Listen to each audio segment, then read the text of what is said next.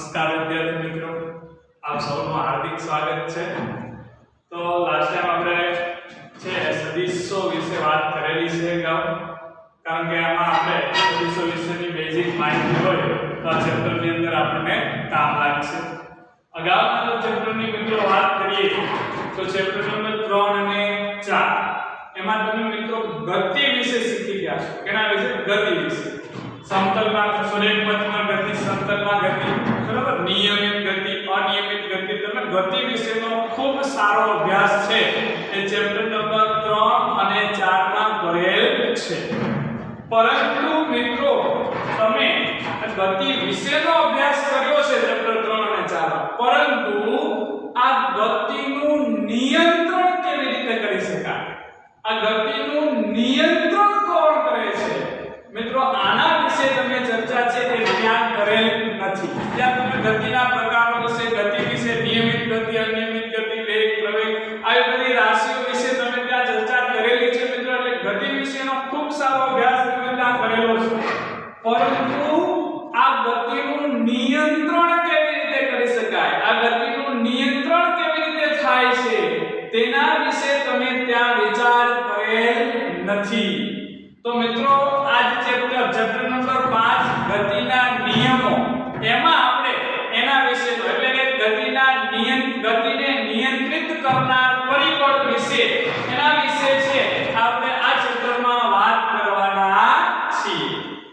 ચાલો તો આપણે શરૂઆત છે એ કેટલાક આપણે રોજબરોજના જીવનમાં અનુભવતા ઉદાહરણો પરથી છે શરૂઆત કરીએ।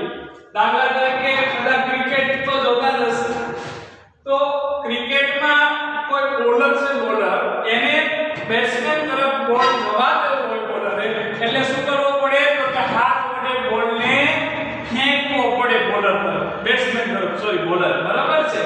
એવી રીતે બેટ્સમેન હોય, બેટ્સમેન એ શું કરશે તો કે બેટ વડે આ બોલ છે એને અન્ય દિશામાં ધકેલશે। શું કરશે? અન્ય દિશામાં ધકેલશે, બરાબર છે।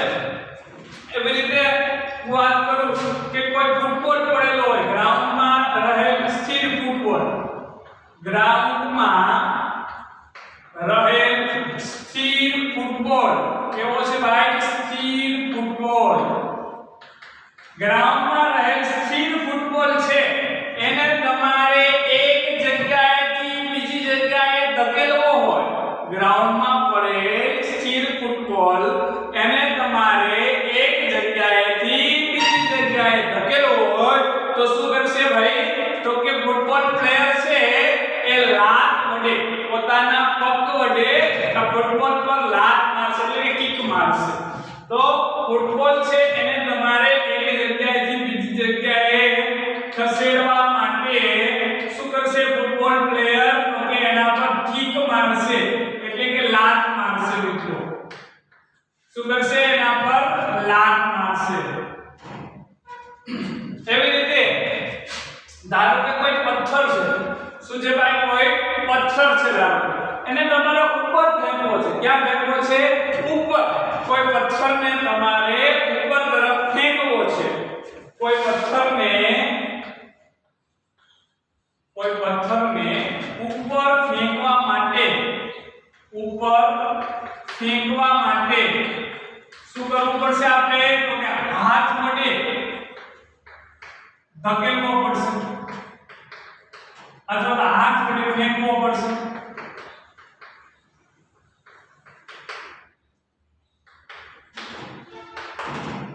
ફોર એક્ઝામ્પલ કોઈ પથ્થર છે ને તમારે ઉપર ફેંકવો છે, તમે શું કરશો? એને હાથ વડે ઉપર ફેંકશો।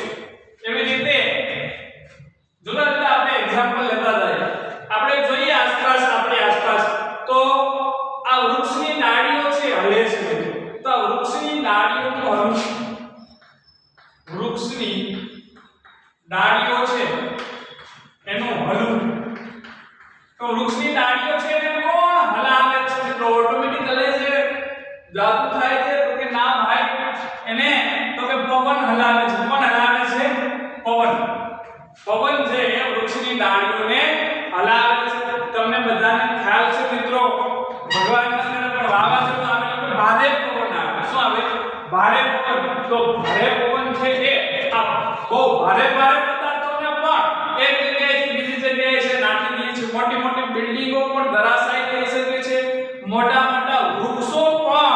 પડી શકે છે એટલે જો ભારે પવન આવે કેવો પવન ભાઈ ભારે પવન તો એ ભારે પદાર્થો છે એને પણ એ ખસેડી શકે છે તો નેક્સ્ટ જુદા જુદા આપણે આસપાસ બનતા જુદા જુદા એક્ઝામ્પલ્સ લઈએ ફોર એક્ઝામ્પલ ધારો કે આ દરવાજો છે રૂમનો દરવાજો છે આ દરવાજાને મારે બંધ કરવો છે શું કરવો છે રૂમના દરવાજાને બંધ કરવો ફોર એક્ઝામ્પલ રૂમનો બારી અથવા રૂમનો બારી કે દરવાજો ગમે તમે લ્યો કે રૂમનો દરવાજો છે એને મારે બંધ કરવો છે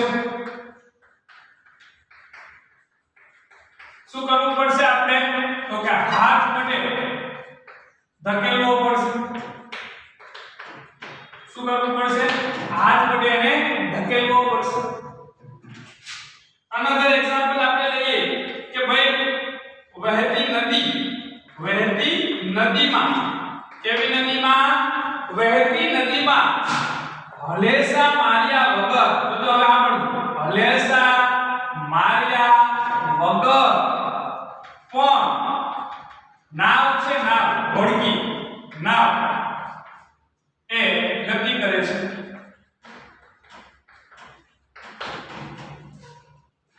વહેતી નદીમાં હલેસા માર્યા વગર પણ આ નાવ છે એ ગતિ કરી શકે છે તો આપણી આસપાસ બનતા ઘણા બધા ઉદાહરણો તમે મિત્રો વિચારી શકો આવા તો ઘણા બધા ઉદાહરણો તમે વિચારી શકો છો એવી રીતે દાખલા તરીકે તમારે જો આ બધા ઉદાહરણો તમે જો કે ગ્રાઉન્ડમાં રહેલ સ્થિર ફૂટબોલ છે પથ્થરને આપણે ઉપર તરફ ફેંકવો છે વૃક્ષની ડાળીઓ હલે છે રૂમનો દરવાજો બંધ કરવો છે વહેતી નદીમાં હલેસા માર્યા વગર નાવ છે આ બધા ઉદાહરણો તમે જો તો આ ઉદાહરણોમાં તમને જોવા મળશે કે આ ઉદાહરણો પરથી સામાન્ય તમે શું વિચારશો આ ઉદાહરણો પરથી તમે શું નિચોડ મેળવશો તો તમે કહેશો કે ભાઈ સ્થિર રહેલ પદાર્થ છે જો પદાર્થ સ્થિર રહેલ પદાર્થ જો હવે ધ્યાનથી સાંભળજો ભાઈ કે સ્થિર પદાર્થ હોય કેવો પદાર્થ સ્થિર પદાર્થ એને તમારે ગતિમાં લાવવા માટે સ્થિર પદાર્થને ગતિમાં લાવવા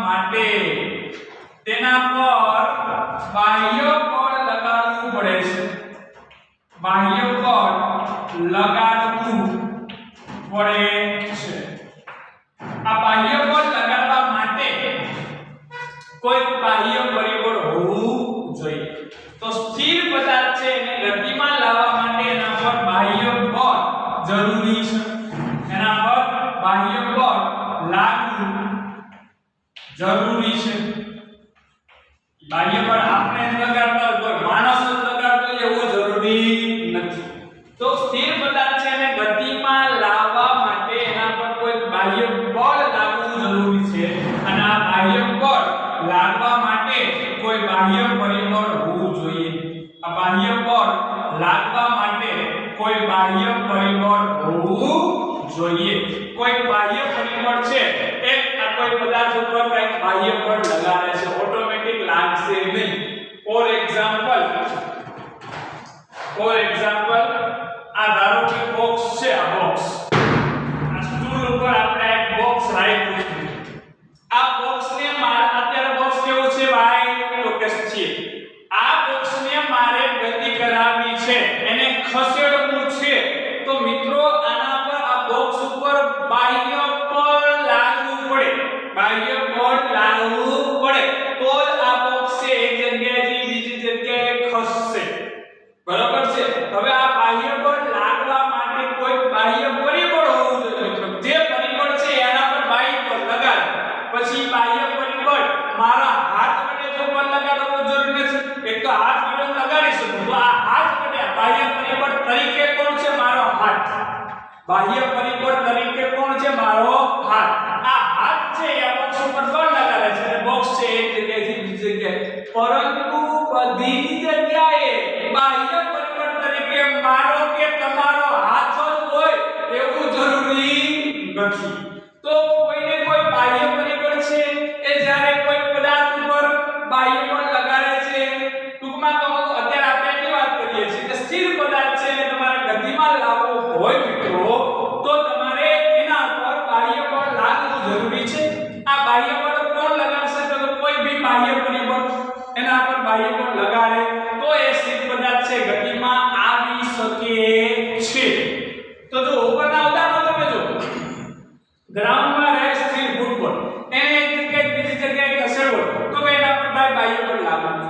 હવે બાહ્ય બળ લગાવવા પરિબળ તરીકે અહીંયા કોણ છે તો કે પગ। બાહ્ય બળ લગાડનાર પરિબળ કોણ છે? પગ। બાહ્ય બળ લગાડનાર પરિબળ તરીકે કોણ છે? પગ। આપણે પગ વડે લાત છે બોલને મારીએ છીએ। બીજું ઉદાહરણ જો કોઈ પથ્થરને ઉપર ફેંકવો છે તો તમારે એના પર બળ લગાડવું પડશે ભાઈ, ઓટોમેટિક તો પથ્થર ઉપર નહીં જવાનો, તો ત્યાં તમારે એના પર જે બાહ્ય બળ લાગે છે એ બાહ્ય બળ લગાડનાર પરિબળ કોણ છે તો કે હાથ। બાહ્ય બળ લગાડનાર પરિબળ કોણ છે? હાથ છે મિત્રો। વૃક્ષની ડાળીઓને હલવું, વૃક્ષની ડાળીઓનું ઝૂલવું મિત્રો કોણ ઝુલાવે? કોણ ઝુલાવે લીમડી? કોણ ઝુલાવે લીમડી? હે તો અહીંયા વૃક્ષની ડાળીઓ છે એને કોણ હલાવે છે મિત્રો તો કે પવન। તો બાહ્ય પરિબળ તરીકે કોણ છે મિત્રો? પવન છે। પવન બાહ્ય પરિબળ તરીકે કોણ છે? પવન છે। આ પવન છે જે વૃક્ષની ડાળીઓ પર બળ લગાડે છે અને વૃક્ષની ડાળીઓ છે હલે છે મિત્રો। રૂમનો દરવાજો મારે ધારો કે બંધ કરવો છે, હું અહીં કહીશ હાલે દરવાજા બંધ થઈ જા, બંધ નહીં થાય મિત્રો, થશે નહીં થાય। તો બંધ કરવો છે મારે રૂમનો દરવાજો મિત્રો, તો રૂમનો દરવાજો બંધ કરવો છે તો હું શું કરીશ? એને હાથ વડે ધકેલીશ, એટલે કે બાહ્ય પરિબળ તરીકે અહીંયા કોણ છે? મારો હાથ છે। ફરીથી બાહ્ય પરિબળ તરીકે હાથ। મિત્રો વહેતી નદીમાં હલેસા માર્યા વગર પણ નાવ ગતિ કરી શકે। વાહ વાહ, હે વહેતી નદીમાં હલેસા માર્યા વગર પણ નાવ ગતિ કરી શકે તો મિત્રો ન્યા આ નાવની ગતિ કરાવવા માટે નું બાહ્ય બળ કોણ પૂરું પાડે છે? એટલે કે બાહ્ય પરિબળ તરીકે કોણ છે? તો સિમ્પલ છે, ત્યાં બાહ્ય પરિબળ તરીકે પાણીનો પ્રવાહ છે મિત્રો। કોણ છે? પાણીનો પ્રવાહ જે છે એ આ બાહ્ય પરિબળ તરીકે જે કાર્ય કરે છે। નેક્સ્ટ એક્ઝામ્પલ આપણે લીધું નથી લીધું કાઈ વાંધો નહીં। સ્થિર પદાર્થ તો આ ઉદાહરણો પરથી તમે જોઈ શકો છો કે ભાઈ કોઈ પણ સ્થિર પદાર્થ છે એને જો ગતિમાં લાવવો હોય તો એના પર બાહ્ય બળ લગાડવું જરૂરી છે। આ બાહ્ય બળ લગાડવા માટે કોઈક ને કોઈક બાહ્ય પરિબળ હોવું જરૂરી છે। તો ઉપરોક્ત ઉદાહરણમાં તમે જોશો તો તમને એવું દેખાશે કે આ બાહ્ય પરિબળ છે એ આ પદાર્થ સાથે સંપર્કમાં હોય અને એ બળ લગાડે છે। દાખલા તરીકે અહીંયા પગ તો કે બોલના સંપર્કમાં આવીને બોલ પર બળ લગાડે, હાથ તો કે પથ્થરના સંપર્કમાં આવીને પદાર્થને બળ લગાડે છે, પવન છે એ ડાળની પવન છે એ આ વૃક્ષની ડાળી સાથે અથડાય એટલે કે સંપર્કમાં આવી અને એને અને ઝુલાવે છે। રૂમનો દરવાજો બંધ કરવા માટે આપણે હાથ છે રૂમના દરવાજા સાથે સંપર્કમાં લાવવો પડશે। વહેતી નદીમાં હલેસા માર્યા વગર નાવ ગતિ કરે છે એ કોણ કરાવે? તો પાણીનો પ્રવાહ। તો પાણીનો પ્રવાહ છે એ નાવ સાથે સંપર્કમાં છે, એટલે કે બાહ્ય પરિબળ છે એ આ પદાર્થ સાથે સંપર્કમાં આવી અને પછી બળ લગાડે છે। પરંતુ સાંભળો પરંતુ દરેક કિસ્સામાં આ બાહ્ય પરિબળ પદાર્થ સાથે સંપર્કમાં હોય જ એવું જરૂરી નથી। દરેક કિસ્સામાં બાહ્ય પરિબળ છે જે પદાર્થ સાથે સંપર્કમાં આવીને જ બળ લગાડે એવું જરૂરી નથી। દાખલા તરીકે હું તમને એમ કહું કે કોઈ ઉચ્ચ બિલ્ડિંગ છે, ઊંચા બિલ્ડિંગ લિફ્ટેડ બંધ હે કોઈ બિલ્ડિંગ છે ભાઈ, કોઈ ઇમારતની ટોચ પરથી મુક્ત કરેલ બોલ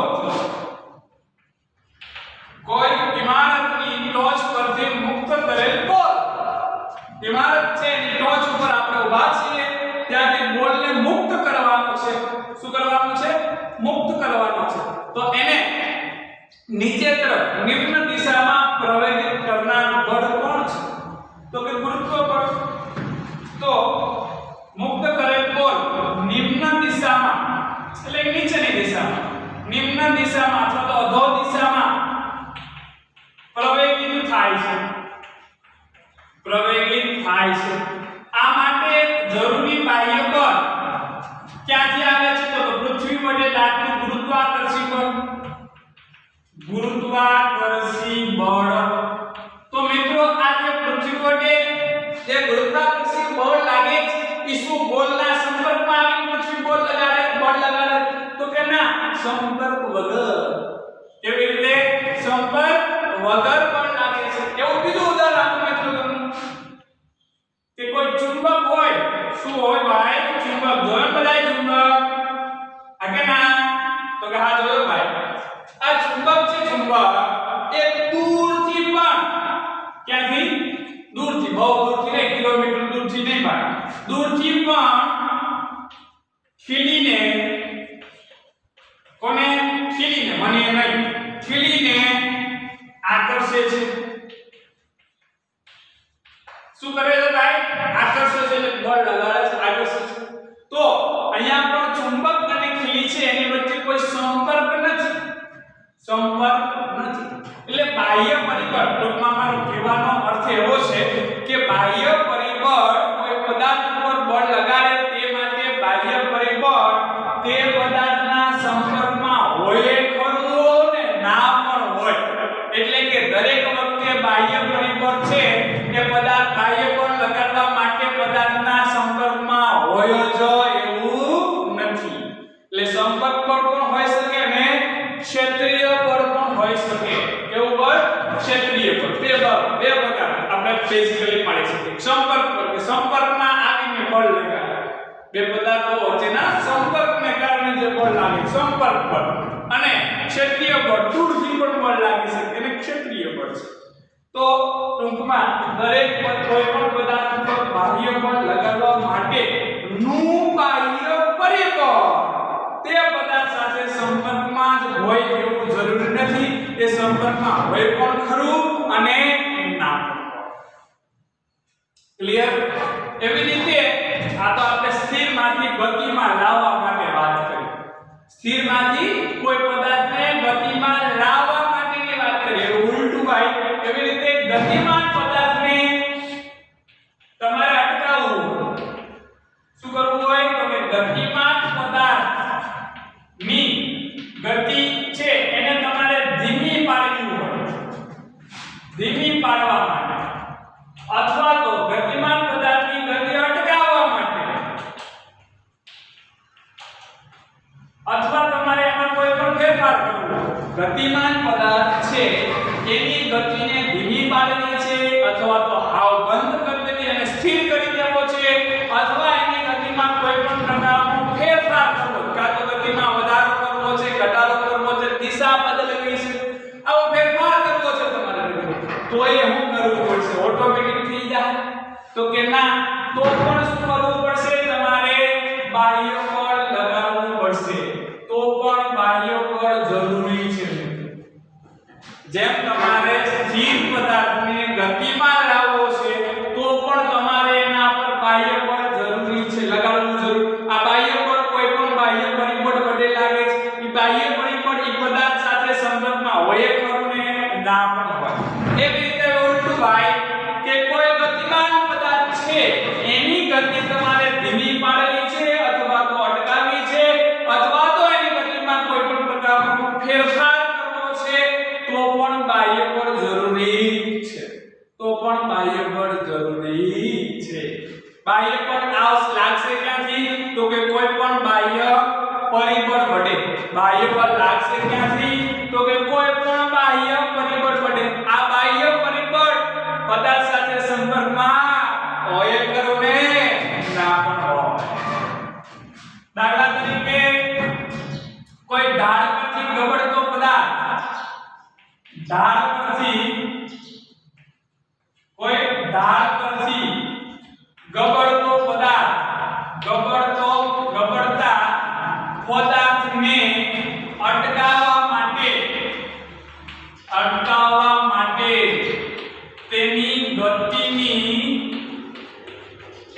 ગતિની વિરુદ્ધ દિશામાં, કઈ દિશામાં? વિરુદ્ધ દિશામાં બળ લગાડવું પડે, લગાડવું પડે તો તમે એની ગતિ છે અટકાવી શકો છો. તો મિત્રો અત્યાર સુધીની જે આપણે થોડી ચર્ચા કરી, બહુ નાની એવી ચર્ચા, એ ચર્ચામાં શું જોયું કે સ્થિર પદાર્થ છે એને ગતિમાં લાવવો છે તો એ બાહ્ય બળ જરૂરી છે. બાહ્ય બળ લાગશે કોના વડે? તો કે કોઈ પણ બાહ્ય પરિબળ વડે. આ બાહ્ય પરિબળ પદાર્થના સંદર્ભમાં હોય ખરું ને? ના પણ હોય ખરું. એનાથી ઉલટું જોયું કે ગતિમાન પદાર્થ છે એની ગતિ અટકાવી છે, ધીમી પાડવી છે અથવા તો કોઈ પણ પ્રકારનો ફેરફાર કરવો છે તો એના ઉપર બાહ્ય બળ લગાવવું પડે. આ બાહ્ય બળ કોણ લગાડશે? કોઈ પણ બાહ્ય પરિબળ. બાહ્ય પરિબળ પદાર્થના સંપર્કમાં હોય ખરું ને? ના હોય. બરાબર છે. હવે નેક્સ્ટ વાત કરીએ કે આ તો સ્થિરમાંથી ગતિમાન, ગતિમાંથી સ્થિર કરવા માટેની વાત છે, પરંતુ આગળની વાત કરીએ આપણે.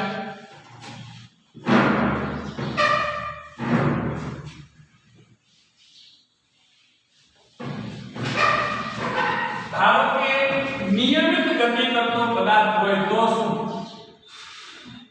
સ્થિર એમાંથી ગતિમાન લાવવું શું કરવું પડશે? બાહ્ય બળ. ગતિમાન હોય એમાંથી સ્થિર કરવો શું કરવું પડશે? બળ લગાડવું પડશે.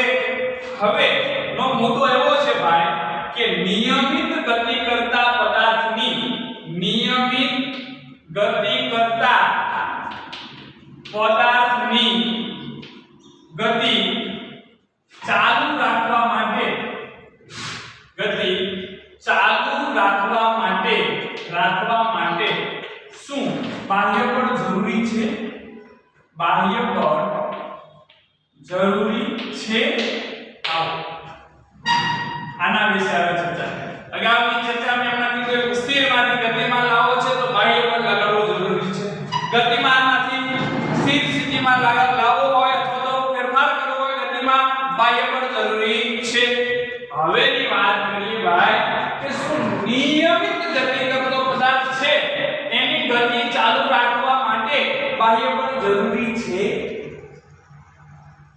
નિયમિત ગતિ કરતા પદાર્થની ગતિ ચાલુ રાખવા માટે શું બાહ્ય બળ જરૂરી છે?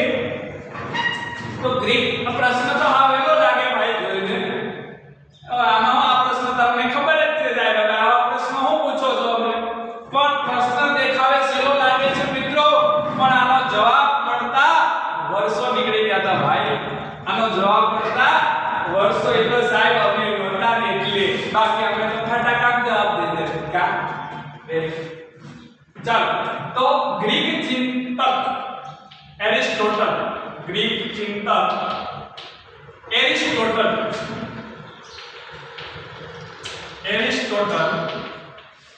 ગ્રીક ચિંતક એરિસ્ટોટલ અમને એવું કીધું કે હા, કોઈ પદાર્થની નિયમિત ગતિ ચાલુ રાખવા માટે તેના પર બાહ્ય બળ લગાડવું જરૂરી છે. ગ્રીક ચિંતક એરિસ્ટોટલે કીધું કે કોઈ પદાર્થની ગતિ ચાલુ રાખવા માટે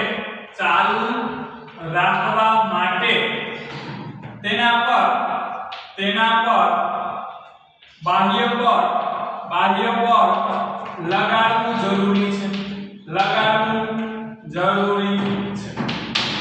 ગ્રીક ચિંતક એરિસ્ટોટલે એવું કીધું કે હા, કોઈ પદાર્થની નિયમિત ગતિ તમારે ચાલુ રાખવી હોય તો તેના પર બાહ્ય બળ લગાડતા રહેવું જરૂરી છે ભાઈ.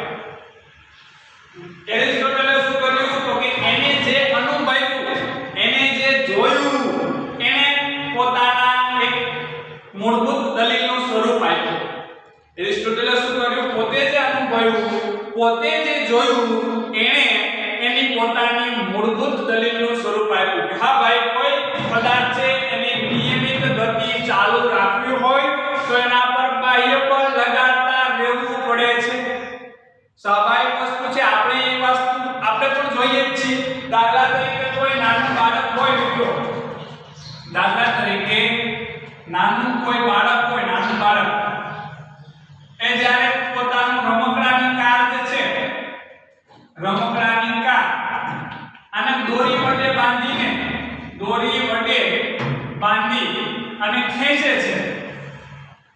બાંધીને ખેંચે છે ત્યારે એ કાર શું કરે છે? ગતિ કરે છે. જો બાળક ખેંચવાનું બંધ કરી દે, જો બાળક ખેંચવાનું બંધ કરી દે તો કારની ગતિ બંધ થઈ જાય. હા કે ના? બહુ સિમ્પલ વાત છે. એક નાનું બાળક છે મિત્રો,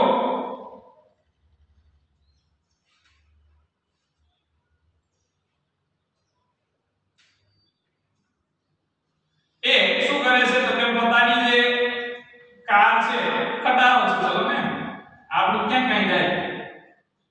મર્સિડીઝ લઈ લે આપણું ક્યાં કઈ જવાનું? ચલો, એક નાનું બાળક છે એ શું કરે છે તો કે